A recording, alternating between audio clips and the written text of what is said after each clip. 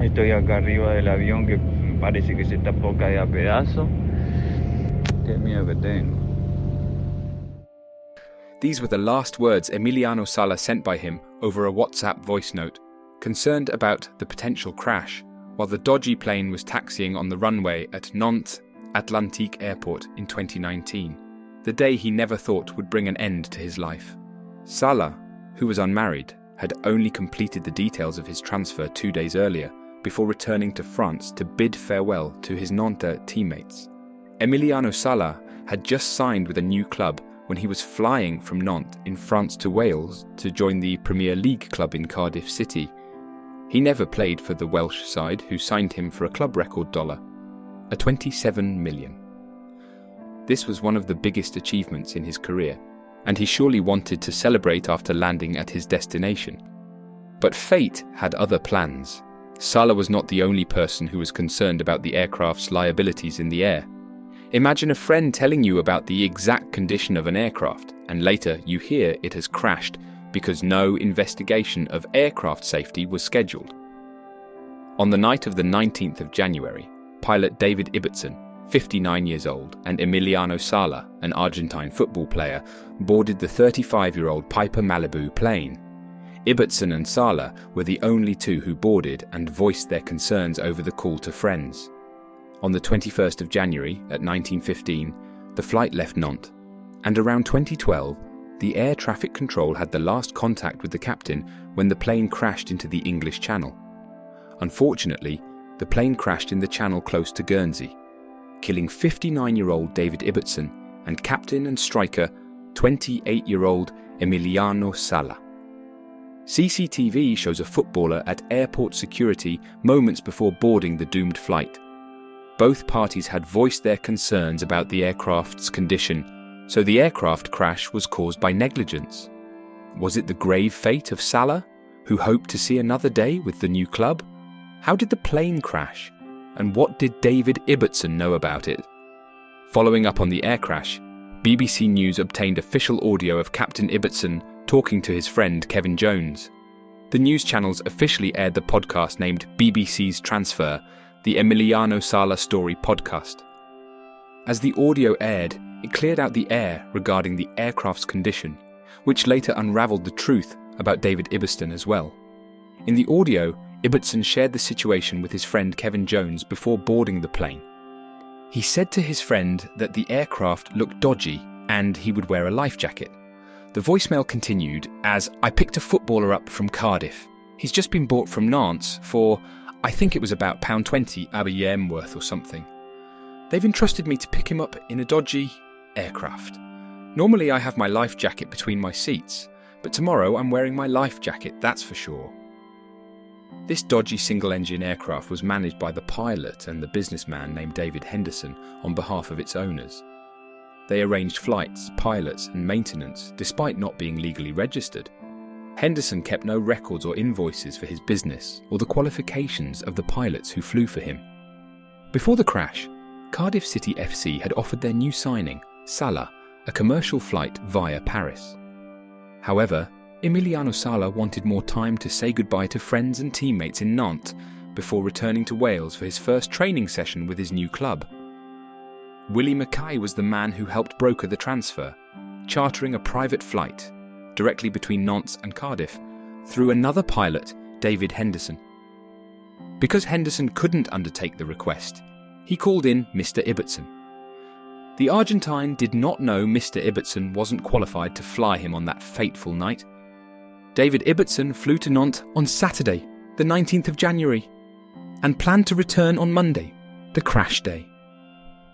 Ibbotson, in reality, was an amateur pilot and was not allowed to carry passengers or fly at night until he was all set to fly Emiliano all the way to Wales.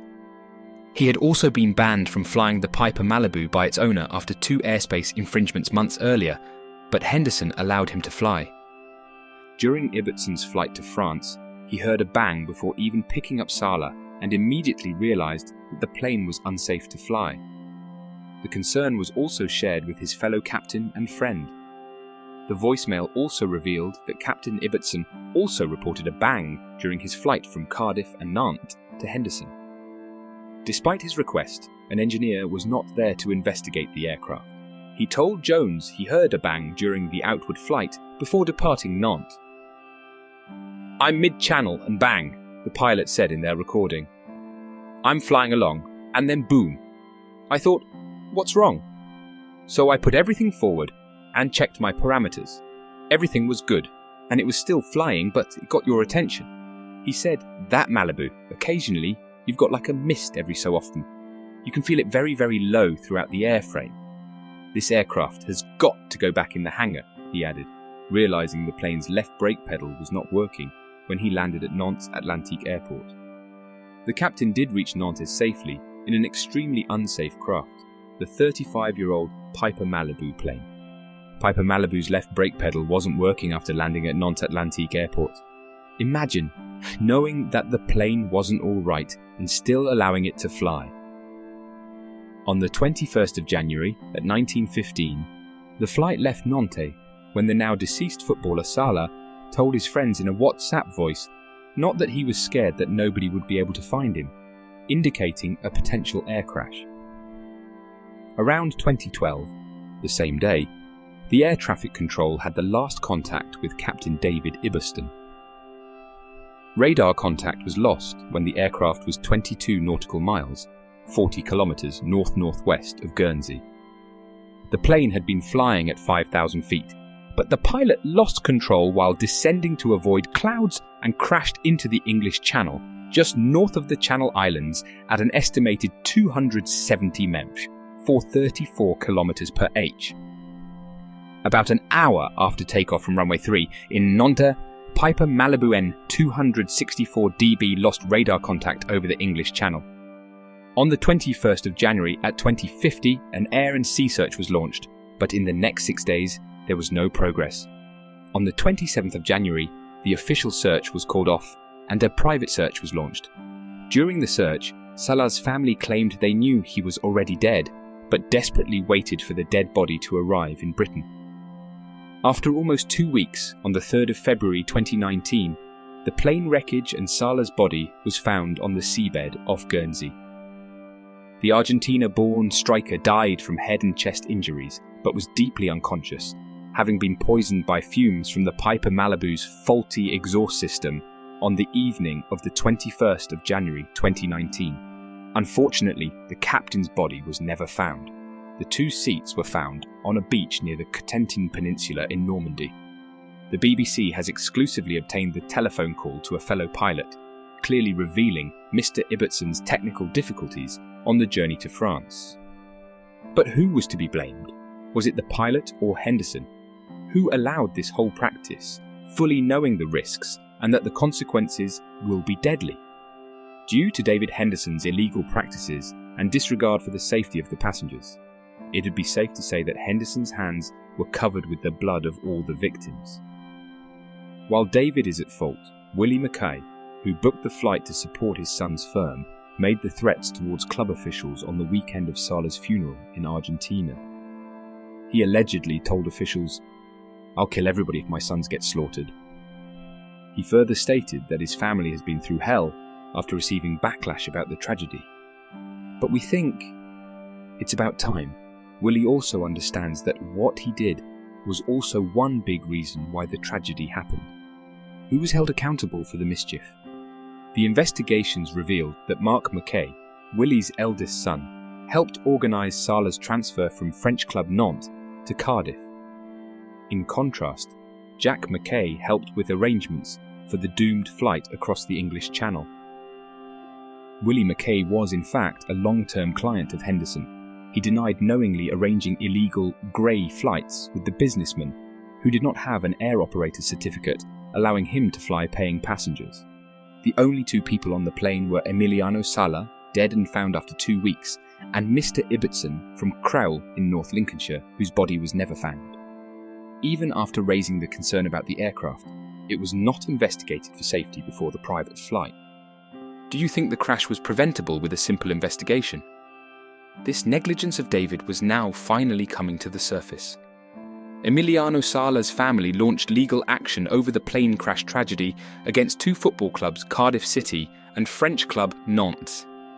13 defendants were named, but proceedings were delayed, with David Henderson, who allegedly arranged the flight, standing trial in October. In November 2021, Henderson was jailed for 18 months after being convicted of endangering the safety of an aircraft. He admitted a further offence of trying to arrange a flight for a passenger without permission or authorisation. The 18 months of imprisonment doesn't at all bring justice for the grey flights he had arranged. While Emiliano Sala's family was suing both the football clubs, Cardiff City and French club Nantes, they had their dispute going. According to the French club Nantes, Cardiff City FC was due to pay them the first fee instalment of Sala's transfer, as it was done 2 days prior, and the club had left him on his own to make flight arrangements. While Cardiff City FC claimed that the signing was now void, as the player had died under unforeseen circumstances and never played for the team. Cardiff City FC was still supporting the family with funds exercised by the club. On the 26th of August 2022, Cardiff City FC lost their appeal to pay Nantes' first instalment of a €50 million Sala's fee based on documentation submitted. While the last moments of much-cheered striker Emiliano Sala was terrifying in the doomed plane, we hope that his last goodbyes to the friends and family in Nantes were all that matters now.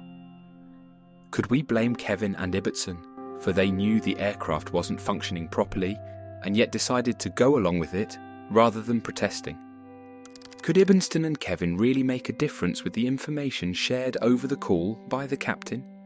They could have, honestly. But when the higher-ups aren't helping, the pilots and captains can't really do anything.